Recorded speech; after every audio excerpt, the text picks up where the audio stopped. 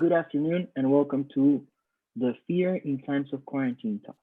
The American Red Cross Regional Delegation for the Americas is pleased to be able to share with all of you a space of knowledge and reflection aimed at psychosocial support within the framework of the quarantine that is a result from COVID-19.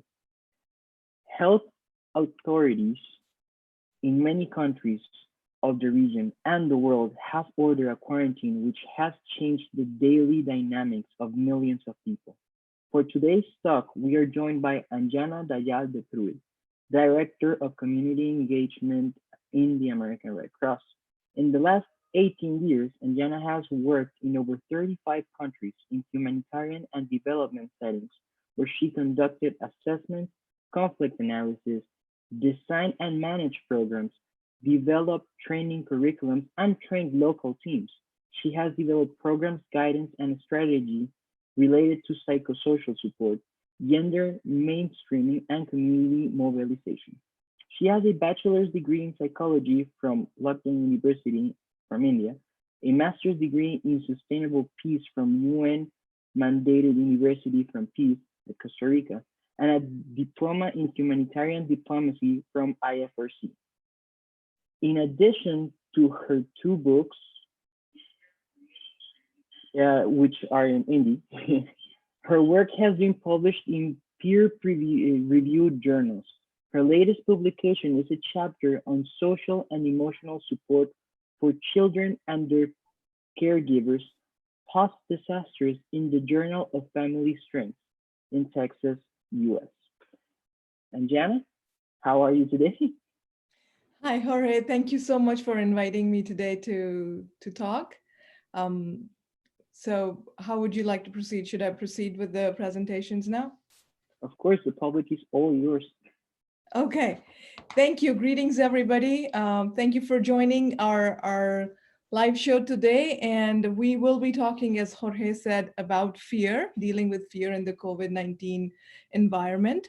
The objective for the initial talk really is to talk about what are some reasons, common reasons for fear in this environment, and also how we can deal with that fear individually as a person, right, as a regular person, as a Red Crosser, and also how can we support others dealing with the fear. And we will also try to look, when we talk about others, also look at the at-risk populations as well.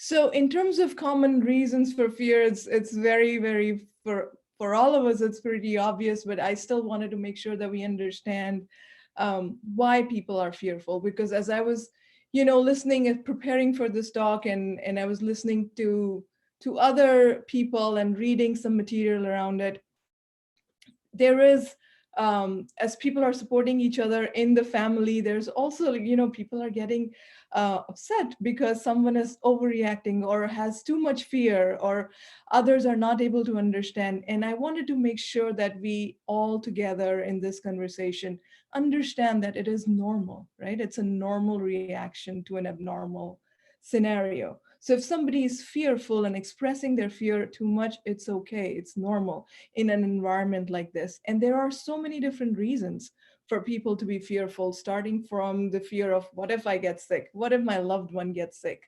Um, Isolation, fear of isolation for quarantine.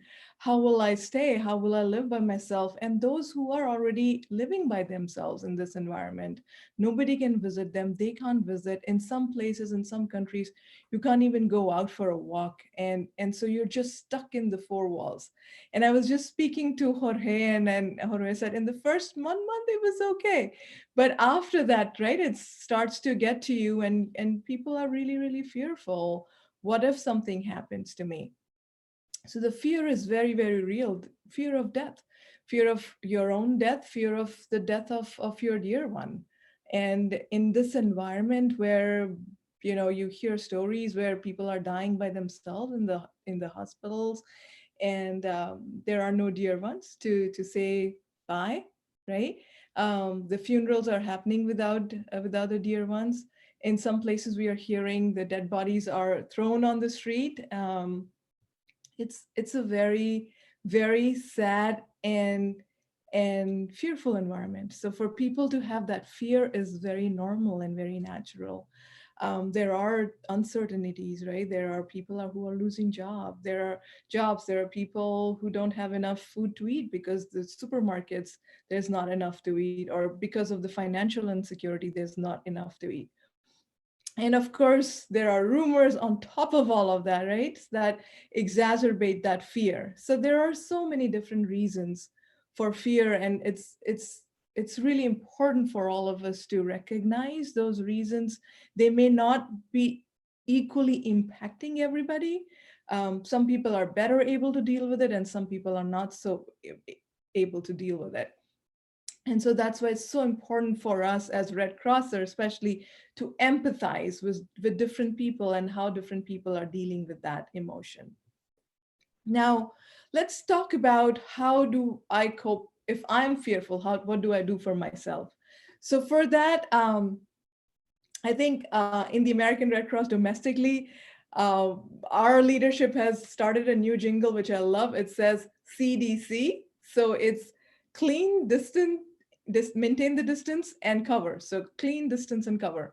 So make sure that you're following all the medical advice, you're aware of all the facts, focus on the facts and focus less on the fear. So that will help. And if you're following all the precautions to keep yourself safe, all the practical things, right, that should sort of help with dealing with the fear as well. And then the other important thing is to engage in fun activities. A lot of it is about your perspective, right? One perspective is, I'm stuck in this home. I can't go anywhere. These four walls, what else can I do, right? Those are some ways of seeing the situation. The other way of seeing the situation is, okay, I have been thinking about cooking that dish that I'd learned so many years ago, but I haven't cooked it because I didn't have the time. Now I'm at home, maybe I can do it. Or I can knit something, or I can make that painting, I can write that poem. I can make those phone calls that I haven't made in years to my dear ones. Um, so it's also the perspective. Engage in fun activities, start the music, right? And start dancing. And especially in a lot of our cultures, music is really, really important. So think of what are some fun activities that you can do at home with your family and engage in those activities. Barbecue, I don't know, think of those, just start thinking. And when you're calling your friends or something, think about what are some things that you had done in the past together that you can do now, um, just with your family. So think about all of those things. Do virtual happy hours, virtual social gatherings, teas and coffees, have conversations with people, share your feelings. That's super important. If you're feeling afraid, don't be shy about it.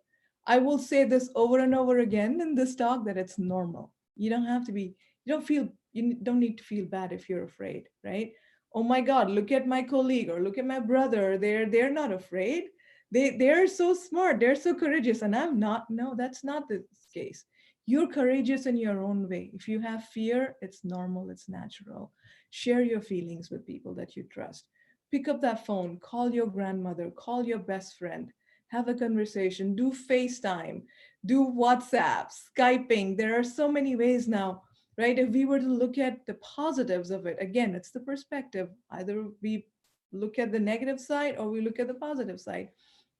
So if we look at um, the scenario where we can connect with people internationally, I'm in India and I was born and raised in India, and I'm able to connect with my mom in India every day for free, right? So this is a good environment to have social distancing, because we are able to connect with people. Look here, I'm sitting here in Virginia, USA, and I don't know how many of you are that are able to see me in so many different places, and that's amazing.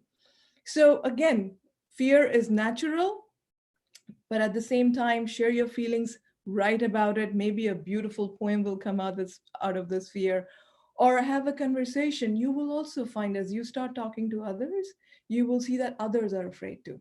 Maybe they haven't said anything. And sometimes, when you have feelings like that and you're able to share, it releases a lot of burden. And it also can take you to place where you feel a little bit more positive, because now you're feeling more relaxed, and now you're able to do something else, watch a movie, a fun movie, um, a comedy movie, right? Do something fun, tell jokes. Um, the other thing is, accept the uncertainty. The fear of uncertainty is there. Um, we don't know when everything will be normal. The pre-COVID-19 scenario, right? We don't have a vaccine yet. Experts are saying maybe 2 years. So there are a lot of uncertainty, and it's okay to accept it. This is the new normal. How do we accept that new normal, and in that new normal figure out what are what are some positive things I can do? What is my positive perspective on it? And when you start seeing this environment with that perspective, and not just focus on the fear, but also start focusing on the facts, on the practical things, on the fun things, even in your thoughts, train yourself to say, okay, I've thought a lot about the fear. Now let me think about something else, or let me do something else. Let me go for a walk. Um, if you can. If you're not allowed by law, then do something else at home. But think of those. The other thing that's super positive, for free, you don't need to go anywhere, you don't need anybody, is deep breathing, right? Just relax yourself. Sit in a very comfortable place. Touch your feet on the floor if possible. If possible, close your eyes and just focus on your breathing. Breathe as deeply as you can, right? Breathe as deeply as you can.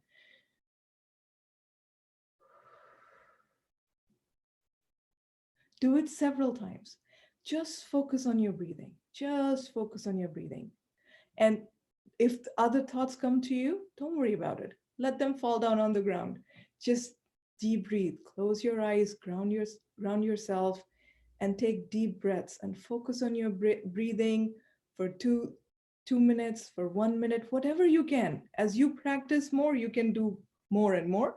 There are people who do just focus on deep breathing, just focus on their breathing for 20 minutes. There are several different ways and styles of breathing, and maybe someday with Jorge we can come back and just focus on relaxation and deep breathing type of exercises. But do that. You don't need anybody, you don't need special tools or things to have. You don't need to go outside of your house.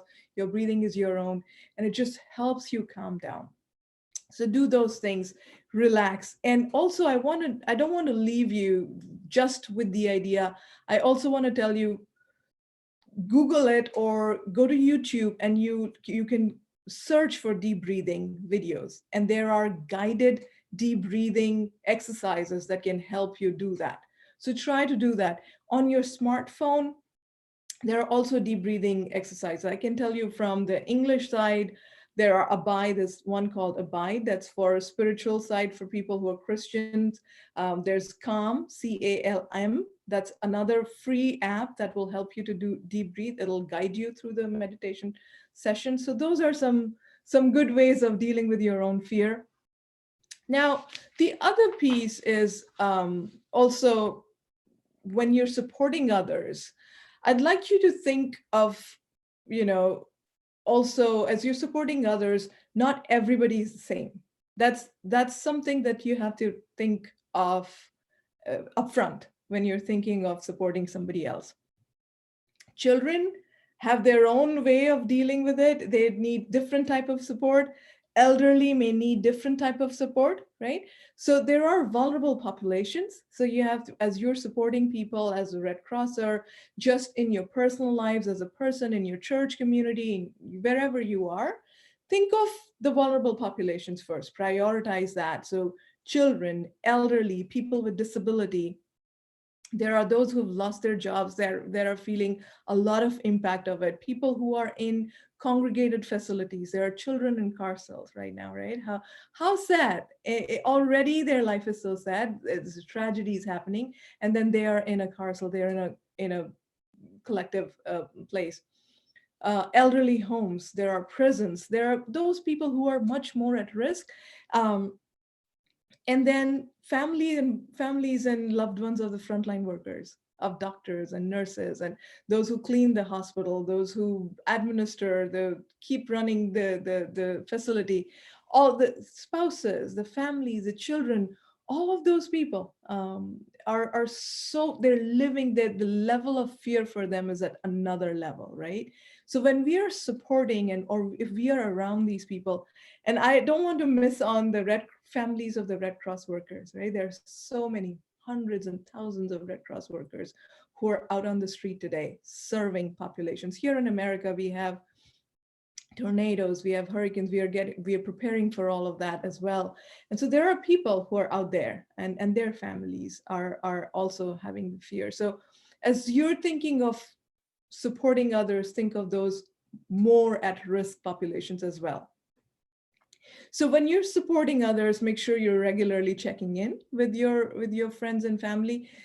Not everybody that looks totally calm and eating their meals three times a day on time doesn't mean that they don't have the fear. So check in. It's okay to ask people, how are you doing? What's going on? Um, how is this new change, this new normal impacting? um, how are you feeling about, what's your reaction, what do you need? Those kinds of conversations are really, really important, whether it's with the people in your family in the same house, or your mommy or your grandparent far away on a phone, or somebody that's a client for the Red Cross. Check in with people as much as you can. And if somebody just has an emotional outburst, accept it. Some people may just start crying. Don't worry about it. If people start crying, if people start yelling, again, it's a normal reaction to an abnormal situation. They are fearful. They can't handle it. In some cases, people won't be able to handle it in a very calm way. They may start yelling. They may start crying, and it's okay. And so accept it. Don't condemn it. Don't stop them. Don't criticize them. You just give them the space to express, because what's happening, it's like a balloon, right? When you keep putting air in the balloon and you don't let the air come out, what will happen to the balloon? It'll burst, it'll explode. Same thing is with human beings. If we keep letting stressors, fears, anxieties keep collecting in our body, and there's no space to release it, what happens is that we can explode, we can have a nervous breakdown. So if people start yelling or crying, it's okay. Let them do it, okay? So give them that space. Also, when you let people, when you provide active listening to people and you let them talk about it, about their fears. So what's making you that afraid? What's going on? And let them talk about it. Let them talk about, bring them to the facts. Don't focus too much on the media, on the news, and now how many people every minute, how many more people have died in America. I mean, I have family and friends all over the world, and right now America has the largest number of deaths, right? We have over 80,000 people. And if I keep watching the numbers every minute, I'll be very, very afraid as well for my family. And so there's no need to keep on focusing on that news, only about that thing. Same thing with your dear ones. In your conversation, try to bring them back to facts. Okay, this is a reality. This is a fear. But there was, when we used to go out on the road, there is also fear of road accident, right? When we fly in the plane, there's a fear of that plane crashing. So it's not like that we were, very free, with free of any dangerous environment before COVID-19, and all of a sudden it's right here at the sword right at our head. So yes, again, it's true, the reasons for the fears are real and we have to accept it, but we also have to accept the fact that if we are practical and we follow all the precautions, we can keep ourselves safe from this disease, and we can survive, and we will go out on the other side, right? So have that kind of conversation. Also try to bring the conversation back to facts and positivity as you're supporting others. And also, assist with practical needs for people, because oftentimes all the fears, like I said in the beginning, are not related to being contaminated or dying. A lot of fears are really related to losing the job, not having enough money for my children, not having enough food on the table for my family. Those are also real fears in this time. So try to also address those issues. That's super important. When somebody shares that they are very, very afraid or they have a fear, what is their fear and how can you support it? Right? What is it that we still have control on? Right? And engage in those activities you yourself, and also share with your family or your dear one or your client to get control on the things that we still can have control on, right? And then if you really think that your conversation is not going to be sufficient, um, connect with their natural support system. Ask them when they were in a stress scenario, a crisis scenario before, who helped them in their family, in their friends. Try to connect with them. Because also what happens is when we are very afraid or we're very anxious about something, we forget our own emotional resources. We forget what can help us because our fear stops us from thinking practical things. So in that moment, just ask them, remind them, have you been afraid before? Have you had a situation where you were very anxious? What did you do at that time? Who helped you? Excuse me. And so bring them to that connection, their natural support system. Maybe it's their grandma that they used to call and she really is supportive, or it's their best friend that they haven't called because of whatever reason, right? Or they love to read, take a book and just read your favorite book. So remind people, connect them with their natural support system. And then the last thing I really want you to remember is, if you really think that the person outburst of emotion or their fear is not ending, it's just for days and weeks, they are in the same very high escalated levels of fear and alertness, then maybe you also want to connect them with some professional care, some mental health support, because that's what they need. Because also remember, um, our reactions right now, our fear, stress, any sort of psychological reaction to this environment is also based on what we were experiencing before this scenario, right? So we were already in a very stressful environment, and on top of that, this comes. It may break somebody's back, emotional back, and they may need some sort of professional care, or maybe they were in a very normal scenario just before COVID-19, but they have some trauma in the past that may be re-triggered now.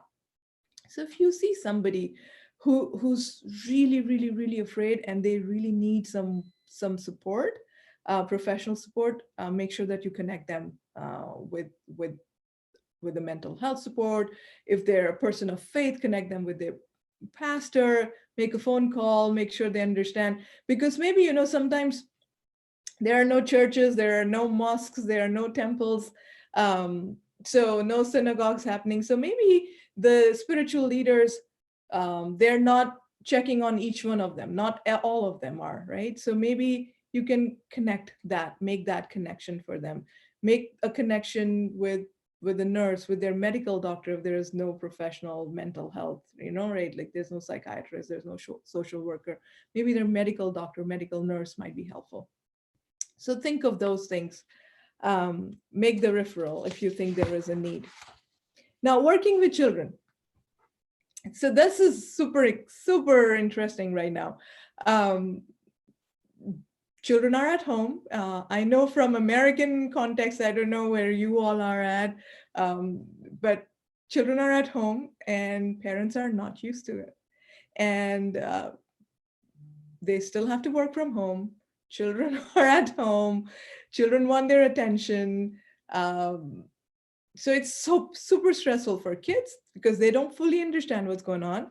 And for parents, because they're not used to having children on their side and then also to work regularly, I mean, from home, right? One of the people on my team, he has two little girls. They're beautiful. However, almost every other team's meeting I have with him, they're on top of him. They want to play. They want him to read the book, and he's so patient and so nice. But it is creating a lot of stress, right? It is also, and especially if that child is afraid, it is even worse, right? We're talking about fear in this session, and when a child is afraid, don't ignore it. Don't say it's going to be okay. Just I mean, you want to reassure them that it's going to be okay. You want to provide that reassurance to that child, but at the same time you also don't want to dismiss them just by saying it's going to be okay, don't worry about it, right? Make yourself available for the child. Sit down at their level, have a conversation, listen to them what they have to say, and answer their questions honestly, genuinely, using very simple, basic language that they will understand, and without creating more fear, right? So, for example, I'll give you an example. If a child says they're hearing, because remember, they're also listening to radio, they're also listening to the TV, they have their little YouTube videos, and there are ads in between, and all of that. So, they also are inundated with a lot of information, even if we think they aren't. So, first of all, we need to acknowledge that children are very aware and sometimes too exposed to the news and too exposed to certain types of news. So sit down with the child, and maybe they're thinking, if my father gets COVID-19, he's going to die tomorrow, right? So it's okay to sit down and say, if somebody in the family gets COVID-19, it doesn't, first of all, remind them all the CDC, right? Clean, cover, clean, distance, and cover. CDC, clean, distance, and cover. And so, encourage all the good practices that will not, uh, that will stop the spread of the germs and everything. However, also address, if they want to talk about what happens if somebody gets the disease, not everybody dies, right?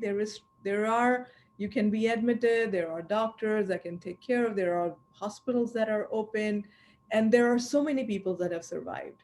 So when you talk about, if any, in any conversation, so many people look at the numbers that are only related to the cases of COVID-19 and the related deaths. How many people really talk about how many people recovered, right? There is certainly in America, for example, where we have the biggest number of deaths and still not stopping, we are seeing there's decline in hospitalization. So those kinds of things also focus on how many people have recovered, what is the decline in hospitalization and things like that. And make sure you talk to the child also about those kinds of things if they want to ask about it. So those are some things that you want to, and also remember, you are a role model for your child. If you are afraid, if you are anxious, and if you have a body language, even if you're not saying anything, even if you're not saying I'm afraid, but your body is all, closed, and it shows. Children are very observant. So you have a responsibility also to, when you're calm, you will transfer your calmness to the child. So remain calm and remember that you are the role model for that child. And also continue to focus on learning, right? Normalization of routine is extremely important for children. So how do we make sure that the children are learning? I'm really, really proud of all the teachers and all the schools that are providing online teaching. But again, it's not 8 hours of online teaching, because it won't be practical. In some places, in some towns, in some small cities, maybe there is no internet. So maybe there is no online classes happening for them. What do we do then?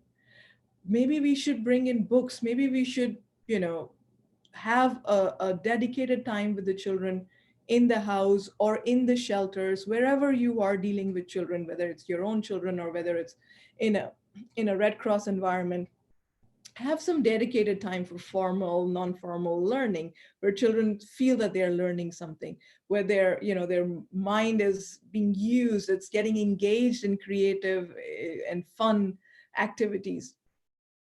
And also have fun. Make sure you play games. As I walk around in my, we are very fortunate we are able to walk. And so when I walk around in my neighborhood, I've seen children using the chucks, and they've drawn beautiful things in front of their house on the road. There are games that they've done. There are positive messages. Have a beautiful day today, things like that. And it's colorful. It's beautiful. So make sure that you do some fun things with the children. Teach them a new language. I don't know, if there is a musical instrument that has been in the house for many years, nobody has used it, this is the time. Take it out, teach it to your kid, teach them new songs. um, Maybe, for those who are religious people, maybe they can learn scriptures, one chapter of Quran or Bible, or any religious book that you have. They can learn some of that. So also, I think use of religion and faith for those who believe, not for everybody, but those who believe, actually faith and holy scriptures can actually give a lot of courage in this time. So it's recommended, if it works for you, if that's something you believe in, share with your kids, and it may be helpful. Now, looking at the at-risk populations, right? Make sure they have, so at-risk children are at risk. We talked about children, but if we were to look at people with disability, elderly populations, people with chronic illnesses, uh, pregnant, lactating mothers, those people, make sure that they have the right, they have the supply of their medication or whatever they need, they have all of that. Make sure that they have the enough non-perishable food items or other things that they need, so that they're not afraid of, what if, I can't go out because of my disability or because of my illness, and nobody can come and replenish my food. Make sure they have enough fresh food, but also non-perishable food, enough of that. That will sort of maybe calm their anxieties. Um, and also, I'm also hearing a lot that elderly and people with disability are expressing their fear slightly differently than the youngsters. Because over and over and over, it has been said that, if you're 65 and above, if you have chronic illnesses, which is mostly the case with elderly, not all, but a lot of them, so there is much more fear and much more anxiety. And the younger family members are not able to empathize with it, are not able to always understand or give them the space to express that. um, I really would recommend and request those who are listening to this, and will be talking to others, also tell them that it's okay for elderly to express that, right? Imagine if you were in that place where you were being told again and again that you are really highly at risk for this disease. If you got this disease, you will die. You will only have 2 weeks to go. Nobody will come to say hello to you. Nobody will come to say goodbye to you. Maybe nobody will be there for your funeral, right? And it's very natural for them to have that kind of fear. And it's okay for us to tell them, don't worry, a lot of people are having this reaction. So, your worry is correct. When I say don't worry, don't say don't worry, meaning there's no need to worry. What I meant to say was, it's okay if you have that fear. That's normal, that's natural. A lot of people in your age are having exactly the same sort of anxiety, same sort of fear. Validate their feelings is what I'm trying to say. Accept their feelings, validate their feelings. Don't make them feel guilty. Don't make them feel as if they're troubling you or they're upsetting you with their emotions. No, it's totally normal. It's totally okay for them to have those feelings. A lot of other people in their same situation are having those kinds of feelings. And also make sure that there are exact procedures and referrals in place if they were to fall sick, if something were to happen to them. There is, there's a process in place. They're aware of it. That also knowing that information, right information, calms people down. Remember, always. So if they know what are the practices, the CDC again, clean, distance, and cover, they're following all of that, making sure they're taking their vitamins, making sure that they know if they were to fall sick, you have they have the process, how to get to the hospital, which hospital they're going, all of that information will also help them to calm down. So those are some vulnerable populations. Um, Now, one thing the two things I wanted to focus on as I end, and then we will take all your questions.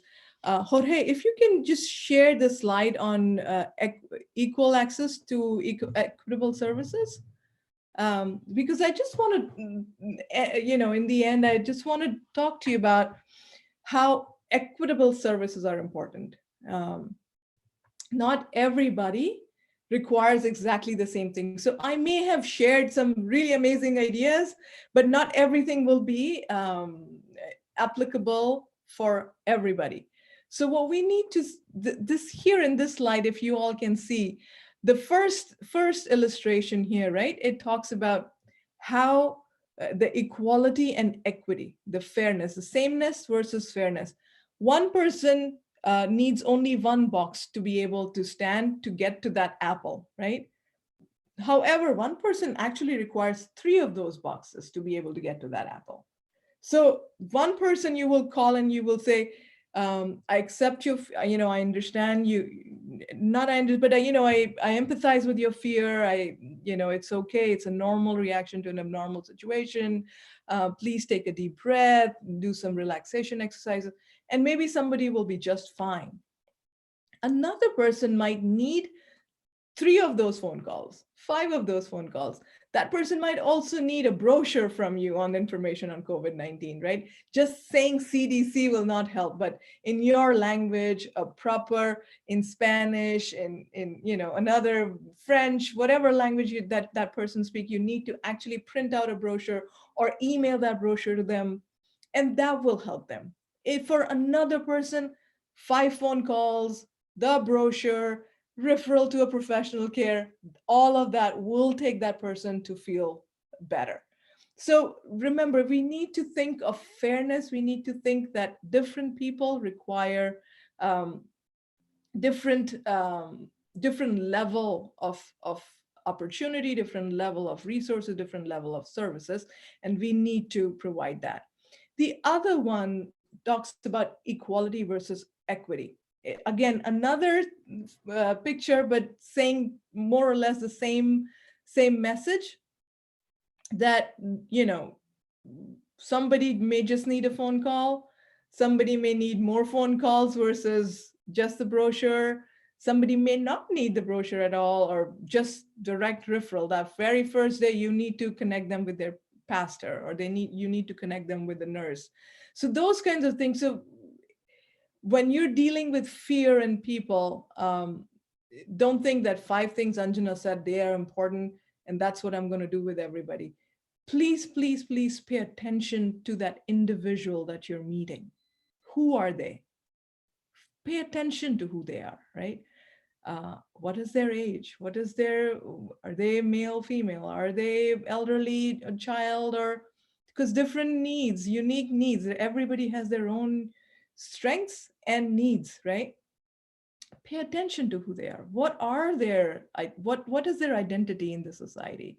They might be young, they might be no chronic illnesses, um, they may have a great social circle, the life of the party and everything, but at the same time maybe they are from the LGBTQI community, and in their society that's a taboo, and their fear is that what if I were to fall sick and go to these people and get treated with this society?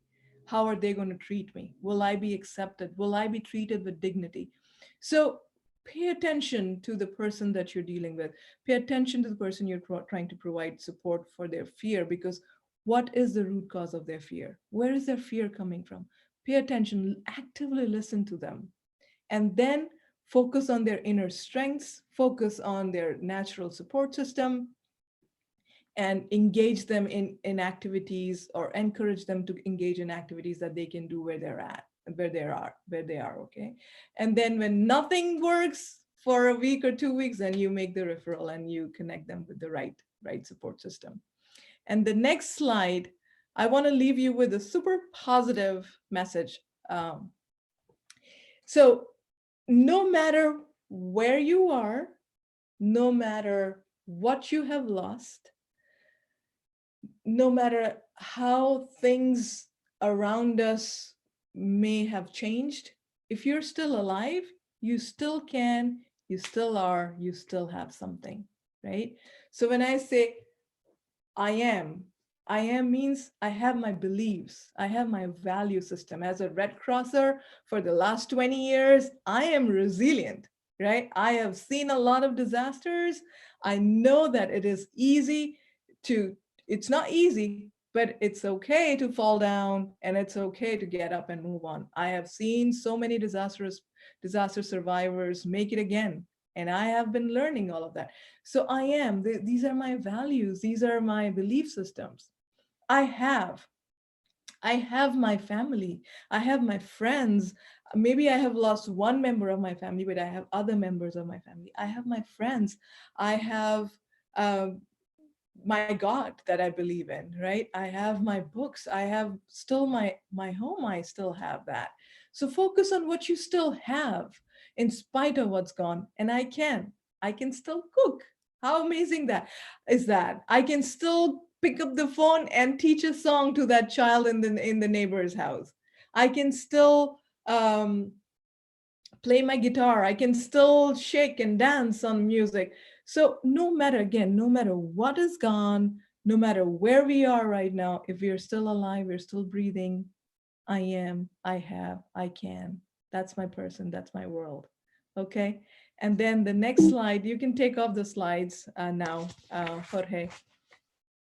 I just want to focus again, just remind you all, it is a normal reaction to an abnormal situation. So fear, having fear is not a bad thing. It's the way how we cope with it and we keep moving forward one day after the other. So on that, I will end now and I will look for questions. Jorge. Well, first of all, thank you very much for such a nice presentation and all the information you're giving us. Magnificent, I gotta say. And now, the questions that we have, I think you're gonna be very interested in them. So first of all, the first question we got is, how do you deal with the fear of the death of a family member within this period? Yeah, yeah, that is the biggest fear. And trust me, guys, sometimes I have that fear too. So I'm not going to pretend as if, oh, I have really mastered it. So you will always, we will always have that fear, right? And be honest. Even when there was no COVID-19, we had that fear, right? We still had that fear. That thought often comes to us. If we have somebody that we really, really love, I think I will just say focus on hope, right? If you are somebody who believes in religion, um, if you believe in life after death, then you see it as a transition um, from this earth to heaven. Don't see it as death, and think of the day when we will all be reunited in the other side. That's for those who believe. Those who don't believe, who very firmly believe death finishes the life here and this is it. For you also, think of a think of this. If should you be in, if you really love this person, your father, your husband, your child, your granny, right? What is better? To think right now and be afraid and be sad, or while you still have them, enjoy them, call them up, talk to them, see how they're doing, send them a gift if you can, celebrate them, learn something new, ask them how they're feeling, take care of them. So where do you want to spend your time? Fearing and being afraid, or be afraid that feeling will come, put it on the side, and do something more practical and productive with that person right now? Think about it. And if that answers you well? Good. If not, if you have follow-up question, feel free to type in the chat and Jorge will come back to me. Well, let's take a look at that one. We'll wait a little bit. So the next one is, I think it's very interesting. It's actually, we were talking about it before the show, you know what I mean? How can we handle the fear of COVID-19 after the pandemic is over? Yeah. Yeah, it's important. And the way I'm thinking personally, um, I am not going to relax fully, 100%. My relaxation will be in my precautions. Does that make sense? I will only be relaxed. I will enjoy the environment. I will enjoy the food. I will enjoy the people that will start coming to me, but I will still keep them at arm's length. And if I'm in a place where there are too many people, I'm going to still wear my mask if, after this is all over. Because until there is a vaccination in place, and we are very, very clear of how to come out of it, I don't want to put myself or my family at risk. So really phase it for yourself. That's me. I'm not saying you all should do that, but follow your heart, follow the facts, see what the reality is in your country, in your town where you live, how many are the numbers. If you really think there are no more cases for the last 1 month, go out and relax. I mean, I know Jorge is waiting for the moment when he can go back and be with his friends in a room, right? So, so Yeah, do that. Uh, do that whenever you can do it, but base it on the facts of your own context, of your own reality, um, and then go for it. But phase it out slowly, slowly. Don't just go out there and start socializing without any precautions immediately. that is honestly great advice. Gotta be honest, that is great advice. Um, Speaking of context, and depending on our town, cities, there's a question that mentions that the strong reaction in a rural village when one knows a person is infected, can this be explained by fear? And if so, how can this collective fear be mitigated? Yeah. Information, information with compassion, right? In a non-judgmental way. If people are reacting very, very strongly, it's their fear. And what did we say? It's a normal reaction to an abnormal situation.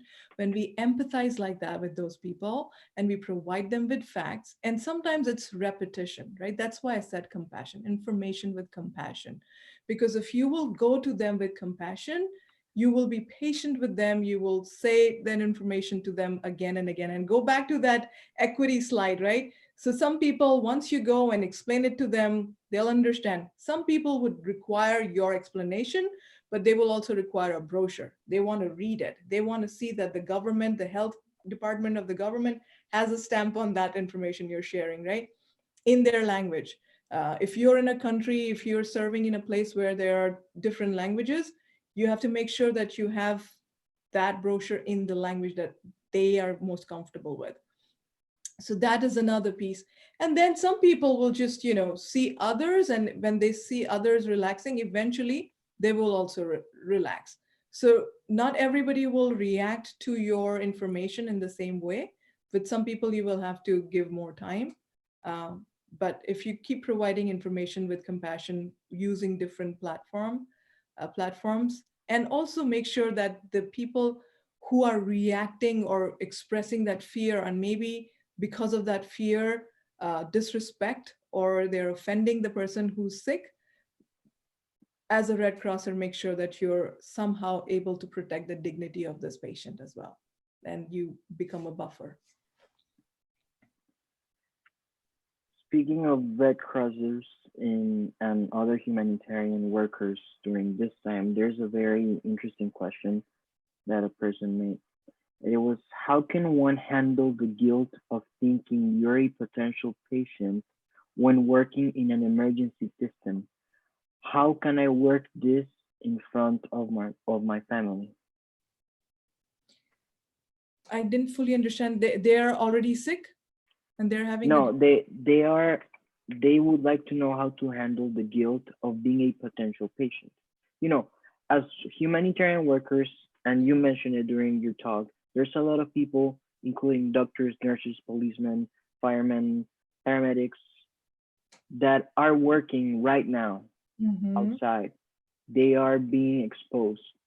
How can a person with that type of job handle the guilt of being a possible patient, and how can they work that with their family, knowing they can be Contact. contagious towards their family. Yeah. First of all, whoever is asking that question, if you're out there in the front lines, thank you so much. Big thanks to all of you who are listening and who are out in the street. So thank you, thank you, thank you. You're a superhero. Secondly, regarding the guilt, um, first of all, if you are making sure that you are uh, following all the instructions when you're on the street, when you're with the people, and you're in a community setting, and when you come back home, you are maintaining all the distance that you need to maintain with your family, then there shouldn't be any guilt, right? Um, However, if you think that, because a lot of, I have been watching a lot of videos on Facebook and other places that people who are in the front lines, who are in the hospitals, those people, they're not interacting with their family anymore. They are in a separate room. They're not meeting with their children. They only meet with their children when they have their, children have something on them. Um, so try to, first of all, maintain exact guidance that you have received. Maybe in your case, in your context, you don't have that guidance from your government or from your supervisors to be separated at the family in the family scenario, and it's okay because of the numbers, because of whatever the situation is in your context. As far as you following the instructions given to you, there should be no reason for guilt. However, there's still, we are still human beings, we love our families, so there might be that guilt. um, try to stay away from that thought, because also know somebody falling sick is not only because you were sick, they might get sick because they were out or whatever the scenario is. um, if you're following all the things, all the instructions, don't have that guilt. And God forbid if somebody was to fall sick because of you, um, we'll accept that when you get to that point. Worrying is worshiping the problem, right? If there's no reason to worry, there's no reason to have guilt. This is a time, if you're out on the in the community helping people, if I were you, I would be full of positivity and feeling so proud of myself because I'm representing the best organization in the world in the community and serving the people in the most challenging epidemic of the human race that is impacting the whole world. So be proud of yourself, focus on your work, eat well, sleep well, love and smile and stay happy, take your vitamins and exercise. Don't waste time on guilt. Thank you very much. Well, I just would like you to know that we have, if I am not mistaken, uh, five five countries watching us. No, we have people from Costa Rica, Panama, the United States, Mexico, and Colombia looking at the show. So all of you, thank you very much for being online with us at this point. And Yana, I do you have any last words you would like to tell the public? No, just very, very grateful for you all to join all these psychosocial series that the American Red Cross delegation is doing. Jorge, thank you so much for coordinating it.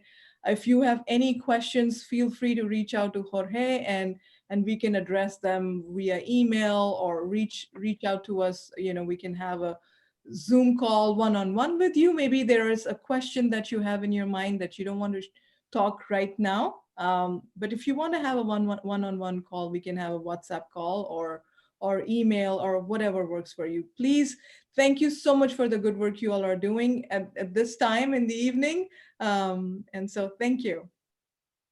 Well, thank you, Anjana, so much for giving us this time and giving us so much knowledge on this. And well, if I'm gonna be very honest with you, I'm not that scared anymore after this talk. Yes. So thank you so much to everyone watching. We appreciate it so much that you stand with us and learn so much. Remember to share this video with everyone so this knowledge can keep on going and it gets to reach everyone around the world. And thank you so much for our technical team that have been checking the statistics, the countries watching, our viewers, and of course, keeping up this call going over and over again. So again, thank you so much, Indiana. Thank you, everyone, and I hope you have a great week. You too. Bye.